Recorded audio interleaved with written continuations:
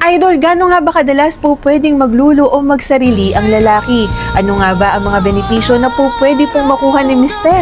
At magagalit po ba si Mrs. kapag po nahuli na ito pong si Mister ay naglululo at nagkukulong po sa loob po ng kwarto? Ano nga ba ang sinasabi ng pag-aaral, Idol? Panoorin mo ang video na to, tapusin mo at huwag mong kalimutang i-share, Idol. Happy Bembangan, happy lulo mga Idol! Yung saya po ng kalalakihan, Idol, ay hindi naman po natin yan maibibili lamang kung saan. Yan po ay sarili pong ginagawa ng kalalakihan para po sila ay tunay pong masiyahan para po sa kanilang sarili, lalong-lalo na ang mabigyan po nila ng saya ang kanila pong misis. Paano nga ba nagsasarili ang isa pong lalaki? Normal lamang po sa isang lalaki na makaramdam po ng libog. Na maya't maya po ay tumatayo po itong si Manoy, Idol. Hindi po nila po pwedeng pigilan po yan.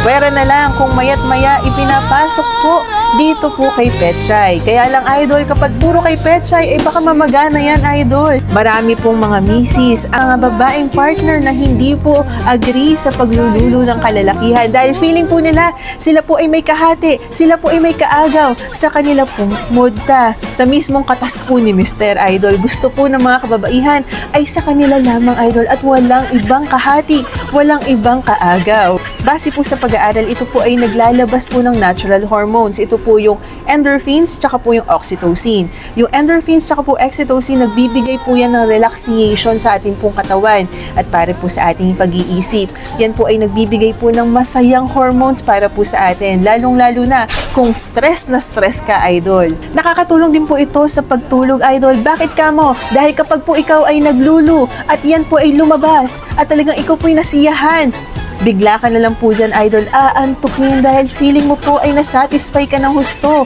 Kaya lang, lagot ka kay misis kapag po yan ay tinulugan mo at hindi mo po binembang ng gabi na yan. Kailangan po, Idol, ay hati-hati lang, adjust lang po. Nakaka-boost din po yan ng self-esteem, nakakapagbigay po yan ng confidence para po sa mga kalalakihan.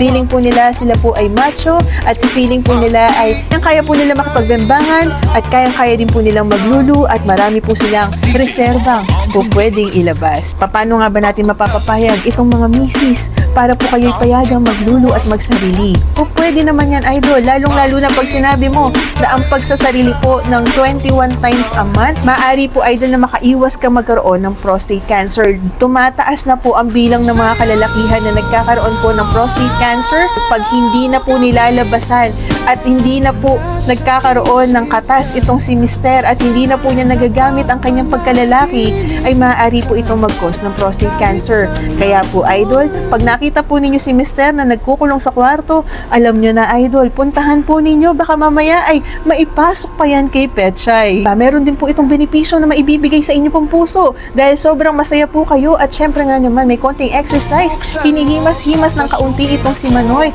Meron pong activity nangyayari, may workout, Idol, may workout na nangyayari, ay maaari din po ito, Idol, na makapag-reduce ng inyong pong mataas na blood pressure at pwede din po ito na iwas po kayo sa sakit sa puso. Yung saya po ng kalalakihan, Idol, ay hindi naman po natin yan maibibili lamang kung saan. Yan po ay sarili pong ginagawa ng kalalakihan para po sila ay tunay pong masiyahan para po sa kanilang sarili, lalong-lalo na ang mabigyan po nila ng saya ang kanila pong misis.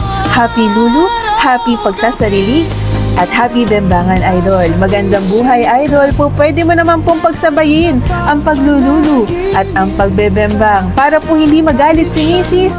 Ayan po ang gawin po ninyo, mga mister.